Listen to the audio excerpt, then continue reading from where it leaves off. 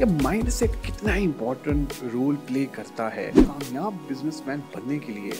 किस तरह का माइंडसेट होना चाहिए? माइंडसेट ज़रूरी इसलिए क्योंकि अगर आप एक चीज़ पे स्टक हैं और आपने उसको दिल से लगा लिया और आपने उसको अपनी अना का मसला बना लिया कि जो भी हो मैंने तो ये करना है, वो गलत है। कि हमारी जर्नी दूसरों से डिफरेंट है। हमें इंस्पायर नहीं होना, हमें सिर्फ और सिर्फ उनसे मोटिवेशन लेनी है। तो आपका अकाउंट लगाऊंगा, मेरे अकाउंट में पैसे आते रहेंगे, वैल्यू ऐड होगी नहीं, बैकलैश होगा। अगर आपकी प्रॉब्लम डिफरेंट है तो मैं अपना किसी और की प्रॉब्लम वाला ब्लूप्रिंट आपके स्टार्टअप या बिजनेस के ऊपर नहीं लगाता। आउज़ बिल्लाहि मिनश शैतानिर्रजीम बिस्मिल्लाहिर्रहमानिर्रहीम अल्लाहुम्मा सल्लि व सल्लिम अला सय्यिदिना मुहम्मदिन व आलिहि बिक़द्रि हुस्निही व जमालिही व नूरिही व कमालिही।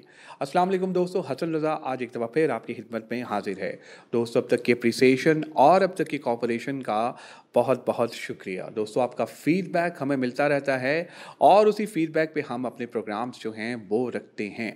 दोस्तों, आज के जो हमारे गेस्ट हैं वो बहुत ही स्पेशल हैं, बहुत ही उन्होंने कंट्रीब्यूट किया हुआ है। अगर हम ब्रांडिंग की बात करें, अगर हम एंटरप्रेन्योरियल जर्नी की बात करें, अगर हम बात करें कि बिज़नेस को किस तरह से आपने कामयाब करवाना है, किस तरह से आपने अपने बिज़नेस की ब्रांडिंग करानी है, आपने अपना बिज़नेस स्टार्ट करना है और स्टार्ट करने के साथ साथ आना है और आने के बाद छा जाना है, आज आपको ये बताएंगे। लेडीज़ एंड जेंटलमैन, इनका नाम है Talha Fakhar. Talha Fakhar is currently working as a CEO of Tubi Tech. आइए मिलते हैं तलहा से और जानते हैं कि किस तरह से एक छोटे बिजनेस को ब्रांड बनाया जा सकता है और अपनी सेल्स को ब्रांडिंग के साथ किस तरह से बढ़ाया जा सकता है। Thank you very much Talha for joining us today. I am super excited Talha भाई कि आज आप हमारे साथ हैं। Welcome on board. Thank you so much Hasan भाई for inviting and it's really a privilege to join this. मेरी मेहनत आखिरकार रंग ले ही आई और काफ़ी फॉलोअप्स करने के बाद माशाल्लाह आखिरकार हम मिल ही रहे हैं। Sir I am really apologies, कुछ कमिटमेंट्स थी और कुछ तबीयत ऐसी नासाज थी कि मैं आपको पहले ज्वाइन नहीं कर पाया। So I really apologies for it and thank you so much again for having me in this show. I believe this will be helpful for everyone जो कि स्टार्ट लेना चाह रहा है अपनी एंटरप्रेन्योरियल जर्नी का या वो ब्रांडिंग में स्टक है। एग्जैक्टली। सो तलहा भाई, बिल्कुल हम इस इम्पॉर्टेंट टॉपिक पे तो बात करेंगे, है भी बड़ा इंटरेस्टिंग और बहुत सारे लोग सुनना भी चाहते हैं। पहले हमें बताइए कि अभी करंटली आप कौन कौन से बिजनेस कर रहे हैं और ये Tubi Tech, what is all about Tubi Tech? Sir अभी मैं कंसल्टिंग बिजनेस कर रहा हूँ TF बिजनेस सॉल्यूशंस के अम्ब्रेला के अंदर। ऑन टॉप ऑफ इट मेरी सर्विसेज बेस्ड एजेंसी है, it's Tubi Tech based in Lahore and Austin. We have an LLC and SMC both as well. On top of it साथ हम एक नया baby, क्योंकि एक बिज़नेस एक स्टार्टअप के अंदर जो फ़र्क होता है वही होता है कि स्टार्टअप जो है वो उसको सारी एफर्ट्स उसी रोलर कोस्टर जर्नी से दोबारा गुजरना पड़ता है। बिल्कुल। तो हमारा एक वेंचर है वीवेंट सास, वो उस रोलर कोस्टर जर्नी से गुजर है। अल्हम्दुलिल्लाह टूबी टेक उस रोलर कोस्टर जर्नी से गुजर चुका है, अब वो स्केल अप के ऊपर है। उसके अंदर हम टेक्नोलॉजिकल सर्विसेज प्रोवाइड करते हैं, डिफरेंट टेक्निकल स्टैक्स के ऊपर हम प्रोडक्ट डिज़ाइन की सर्विसेज देते हैं। वीवेंट सास के अंदर हमारा एक प्रोडक्ट मार्केट प्लेस है और ये बेसिकली जितने भी सैस प्रोडक्ट हैं उनको लिस्ट करता है और वहाँ पे हम SaaS founders, developers and marketers को प्रोवाइड करते हैं। और जिस तरह मैंने कंसल्टिंग बिज़नेस की बात की, TF बिजनेस सॉल्यूशंस, ये बेसिकली मेरा एक ख्वाब था कि मैं इस चीज़ को थोड़ा सा परस्यू करूँ आगे कंसल्टिंग के अंदर, ख़ास तौर पर उन स्टार्टअप्स को या बिजनेसेस को जो कि सेल्स पाइपलाइन ना होने की वजह से बंद हो जाते हैं। हम सुनते हैं अक्सर कि 2% स्टार्टअप्स कामयाब होते हैं। उसकी रीज़न क्या है कि वो सेल्स पाइपलाइन नहीं होती। हम सब की जर्नी, मेरी जर्नी भी वहीं से स्टार्ट थी। हम हर जो स्टार्टअप है वो फ्रीलांस से स्टार्ट होता है, मैंने भी वहीं से लिया था।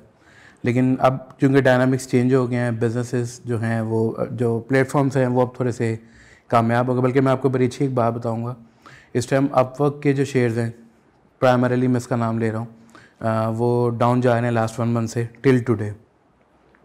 उसके रीज़न की वजह से डिफरेंट स्टार्टअप इस टाइम सर्वाइवल की जंग लड़ रहे हैं। So I would try my best, जो मेरे पास नॉलेज है कोशिश होगी कि मैं वो उन स्टार्टअप को प्रोवाइड करूं जो कि और वो B2B जर्नी को स्टार्ट कर सकें अपनी। बिल्कुल सही। अच्छा तलहा, जब हम बात करते हैं बिज़नेस की, जब हम बात करते हैं एंटरप्रेन्योरशिप की, यार हमारे ज़हन में एक चीज़ आती है, that is all about mindset. ये माइंडसेट कितना इम्पोर्टेंट रोल प्ले करता है और दूसरा ये कि कामयाब बिजनेसमैन बनने के लिए किस तरह का माइंडसेट होना चाहिए?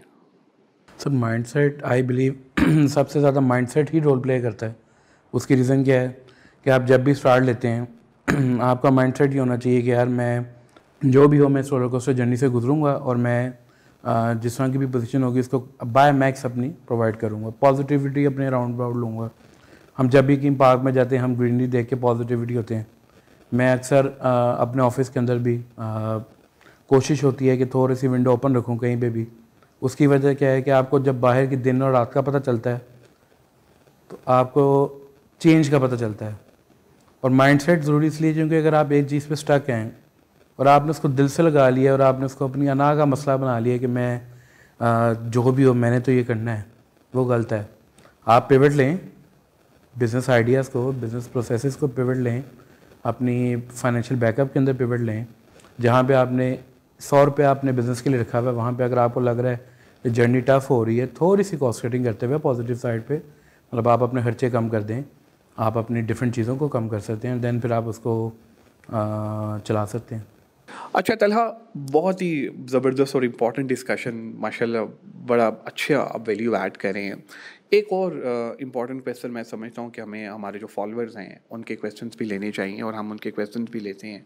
एक हमारे फॉलोअर हैं, उनका क्वेश्चन ये है कि अक्सर सोशल मीडिया पे चीज़ें बड़ी बना के दिखाई जाती हैं, एक्चुअल में वो होती नहीं हैं। तलहा साहब गुरु हैं ब्रांडिंग के, तलहा साहब गुरु हैं, वो एंटरप्रेन्योर्स को गाइड भी करते हैं। कैसे पता चलेगा कि यार ये ओरिजिनल है या सोशल मीडिया से इसकी एक हाइप क्रिएट की गई है, लेकिन एक्चुअली में वो प्रोडक्ट या प्रोजेक्ट वैसा नहीं है? ऐसा क्यों है? सर ऐसा सबसे ज़्यादा इसलिए होता है जिस तरह हम करंट सर्कमस्टांसिस में देखते हैं। मेरा इसके ऊपर एक बड़ा स्वीट सा आंसर होगा। हर बंदे की जर्नी डिफरेंट है, प्रॉब्लम डिफरेंट है, तो सोल्यूशन एक कैसे होगा? जब हम बात करें, हम जब किसी चीज़ को देख के इंस्पायर होते हैं और हम लोग कहते हैं कि यार हमने XYZ चीज़ से शुरू किया, या चले मिसाल लेते हैं चावल के दाने से मैंने अपना बिज़नेस शुरू किया, बड़ी मशहूर कहावत है।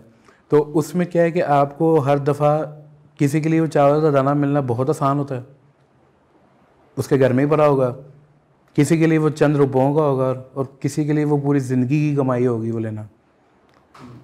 तो जर्नी कैसे सेम हो सकती है? हम जब बात करते हैं, मैं अक्सर अपने कुछ जगहों पे बात कर रहा हूँ ऑफ द साइड कि हमारी जर्नी दूसरों से डिफरेंट है। हमें इंस्पायर नहीं होना, हमें सिर्फ़ और सिर्फ उनसे मोटिवेशन लेनी है। लेट्स से अगर आज कुछ हम अच्छी गैजेट्स का इस्तेमाल कर रहे हैं, अच्छे इक्विपमेंट्स का, अच्छी गाड़ियों का इस्तेमाल कर रहे हैं कुछ चंद फॉलोअर्स लेने के लिए, तो कुछ अरसे बाद गॉड नोस कि ये पोजीशंस कहाँ पे जाएंगी। ठीक है, ये इसको मैं कोशिश कर रहा हूँ कि हम इसको बड़ा पॉजिटिव साइड पे ले, लेकिन हाँ इसमें ये चीज़ें बहुत ज़्यादा कॉमन होती हैं और हर किसी की जर्नी जब डिफरेंट है ना, तो हमें अपने आप को ये सोचना कि यार हमने एक दूसरे से, क्योंकि जंग में हम सारे थे भी जंग में कि आज हमने इससे बेहतर बनना है। पहले हमारा माइलस्टोन होता है, अच्छा मैं इस पोजीशन पे पहुंचूंगा, फिर दूसरी पे होऊंगा। इंसानी फितरत का माल है, लेकिन इसमें अगर थोड़ा ठहराव लाया जाए, थोड़ा सब्र और शुक्र अदा किया जाए, स्पिरिचुअलिटी के ऊपर आया जाए, तो देखा जा सकता है कि ये चीज़ें बहुत ज़्यादा बेहतर होंगी। और मेरा ही मानना है, मैं बल्कि अपने अक्सर मैं चूँकि जब आपको पता है सेल्स कोचिंग प्रोवाइड करता हूँ, तो मुझे फीडबैक कॉल्स आ रही होती हैं। मेरी टीम मुझे बता रही थी, वो कहते हैं जनाब आप कोर्स क्यों नहीं लॉन्च कर लेते, आप ट्रेनिंग या कोचिंग क्यों देते हैं? तो मेरा उसके ऊपर भी ये सवाल होता है कि यार हम अगर कोर्स लॉन्च कर लेंगे तो प्रॉब्लम तो फ़र्क रहेगी।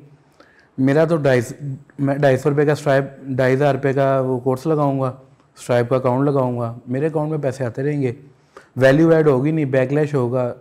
4 बोलेंगे अच्छे पॉजिटिव बोलेंगे, 4 बुरा बोलेंगे, मेरी जेब में उन 8 का पैसा आ रहा है। बिल्कुल सही, बिल्कुल सही। मैं इसी तरफ आने लगा था। देखिए अभी अब जब हम बात करते हैं सोशल मीडिया को, हम देखते हैं बड़े कोर्सेज हमें नज़र आते हैं कि यार 2500 का कोर्स है, 5000 का कोर्स है, हर बंदा कोर्स स्टार्ट करने बैठा हुआ है। लेकिन शायद वो जो यूथ है उसको शायद उस तरह से पता नहीं चल पा रहा। कुछ लोग बहुत अच्छा काम भी कर रहे हैं और वैल्यू ऐड कर रहे हैं, वाकई वो मतलब कंटेंट नज़र आता है कि वो है। देखिए तलहा भाई, हमें ये बताइए, क्योंकि यूथ हमें फॉलो कर रही है इस टाइम, हमारे जो फॉलोअर्स हैं ज़्यादातर यूथ है, वो किस प्लेटफॉर्म पे जाएं? हर बंदा यहाँ पर आता है, वो कहते हैं कि जी मैं ही हूँ, हालांकि उसका कोई खुद एक्सपीरियंस नहीं होता, कोई एक्सपोजर नहीं होता उस तरह से, कोई उसने मतलब काम नहीं किया होता, और वो आके लॉन्च कर देते हैं चीज़ों को। देखिए कोई बंदा अगर काम करके आया है और उसने आके किया है तो फिर तो चलो समझ आती है कि यार इसके पीछे पूरी हिस्ट्री है, इसने मतलब होमवर्क किया हुआ है। ऐसे बच्चे जो आके खुद कोर्स लॉन्च कर देते हैं और फिर आके वो देखते हैं, और फिर इसी तरह से होता है कि 2-4 लोग अच्छा बोलते हैं, 2-4 लोग बुरे बोलते हैं, लेकिन अल्टीमेटली ये होता है कि जो अच्छा भी काम कर रहे होते हैं ना, उनका भी बंद हो जाता है। इस पर्सपेक्टिव को आप किस तरह देखते हैं?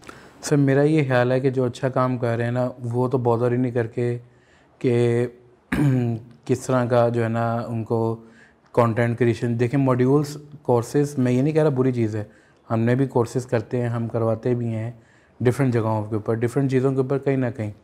लेकिन कहीं ना कहीं आपको इस चीज़ के ऊपर देखना है कि जो एक्सपर्ट है ना, एक्सपर्ट का वर्ड होता है वो 1 ईयर वाला या 2 ईयर वाला एक्सपर्ट नहीं होता। I never call my self expert. आप माशाल्लाह कह सकते हैं आपका मेरे से ज़्यादा एक्सपोजर है, मैं 7 साल का एक्सपीरियंस लेके बैठा, तो मैं फिर भी एक्सपर्ट नहीं, क्योंकि मैं हर रोज़ किसी ना किसी से नया सीखता हूँ। मैं आज आपसे भी कुछ सीख के जाऊँगा और कुछ लोग मेरे से सीख रहे होंगे, तो ये जर्नी है।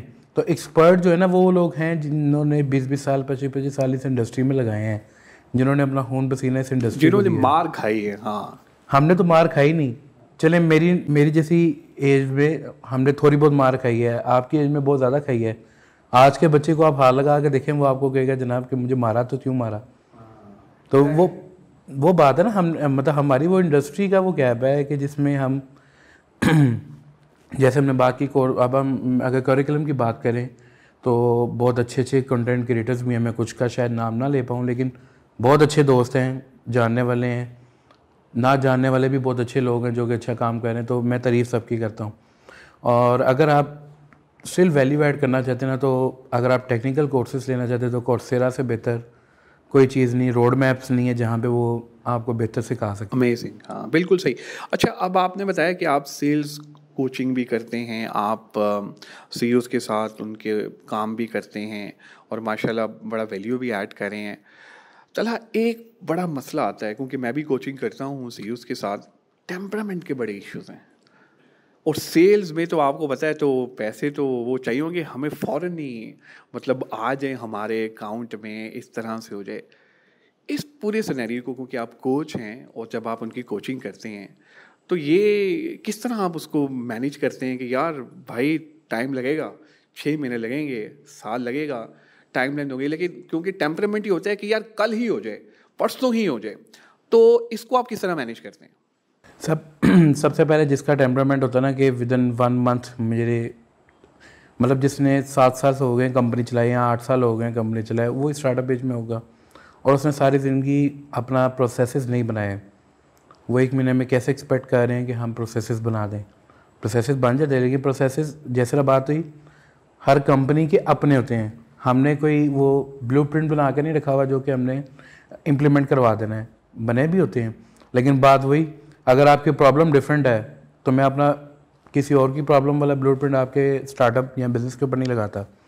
मैं उनको गाइड करता हूँ और मेरी कोशिश ये होती है कि हम्बली उनसे बात की जाए कि यार आप देखें, अगर आप सेल्स जो है ना वो पैसे हैं और रिस्क हलाल के लिए आपको बहुत मेहनत करनी पड़ती है और करनी भी चाहिए। एक रोड मैप बना के देते हैं कि यार ये रोड मैप है, पहले हम उनसे चार्ज ही रोड मैप का करते हैं कि यार आपके लिए हम ये रोड मैप, अगर आपको समझ आती है, रोड मैप की गारंटी हमारी है क्योंकि वो हम फिर गारंटी लेते हैं, और 6 मंथ्स 1 ईयर वो टाइम लाइन हम उसको कहते हैं कि यार ये आपको लगेगा XYZ नंबर्स को अचीव करने के लिए। क्योंकि टेम्परामेंट की आपने बात की, जल्दबाज भी बहुत लोग होते हैं और हमारी इंडस्ट्री में हम लोग भी कहीं ना कहीं जल्दबाज कंसिडरेबल होते हैं, लेकिन ये कि इसको पॉजिटिव साइड पे अगर लिया जाए तो ज़रूरी है कि हर चीज़ जब अपनी ग्राउंड से ओरिजिनलिटी और बेहतरी के साथ ऊपर आएगी ना, तो इमारत कभी भी गिरेगी। सही। एक फाइनल क्वेश्चन, और वो ये, क्या एडवाइस आप देना चाहेंगे जो हमारे इमर्जिंग सीईओज़ हैं जो स्टार्टअप में काम कर रहे हैं, 1-2 ऐसी एडवाइस जो उनकी ज़िंदगी बदल दे? सर सबसे पहले तो अपनी बिज़नेस प्लान के ऊपर फोकस करें। बिज़नेस प्लान अपना पॉजिटिवली, स्टार्टअप शुरू करने से पहले आपके हाथ में आपका बिज़नेस प्लान और कैश फ्लो मैनेजमेंट होनी चाहिए। कैश फ्लो अगर आप बूटस्ट्रैप कर रहे हैं या एंजल कर रहे हैं, उसकी प्रॉपर मैनेजमेंट शीट हो, फाइनेंशियल प्रोजेक्शंस हो कि यार 6 महीने अगर काम नहीं आएगा तो कैसे काम चलाना है, साल बाद नहीं आना कैसे। टीम बनाने से पहले टीम की कुछ XYZ जो परसेंटेज है वो आपने अपने पास पैसे रखने हैं, ताकि बुरे टाइम के अंदर, हार्श टाइम्स के अंदर आपको वो चीज़ कैश फ्लो यूटिलाइज हो सके। और उससे बड़ी बात, अक्सर लोग कहते हैं कि को फाउंडर रख लेने से आपके आधे मसले हल हो जाते हैं। मसले ज़रूर हल होते हैं क्योंकि रिस्पॉन्सिबिलिटी शेयर हो जाती है, लेकिन सोलली को फाउंडर के ऊपर बिलीव करना, I believe it's not good. और वो भी तब हो जब आपकी माइंडसेट और मेंटालिटी सेम हो, वरना अक्सर स्टार्टअप या बिजनेसेस ऐसे भी बंद होते देखें जो कि एक नया बंदा आता है, माइंडसेट सिंक नहीं होता, टीम नीचे से टूटना शुरू हो जाती है क्योंकि टीम को लीडरशिप के अंदर थोड़ा सा एतबार कम हो जाता है, तो वो फिर टीम टूट जाती है और बिज़नेस बंद हो जाता है। I believe financial projection, business plan, mindset, मतलब अगर आप को फाउंडर ले रहे हैं, ये 3 ऐसी चीज़ें होंगी जो मैं समझता हूँ कोर हैं किसी भी न्यू फाउंडर को या एंटरप्रेन्योर जर्नी के लिए।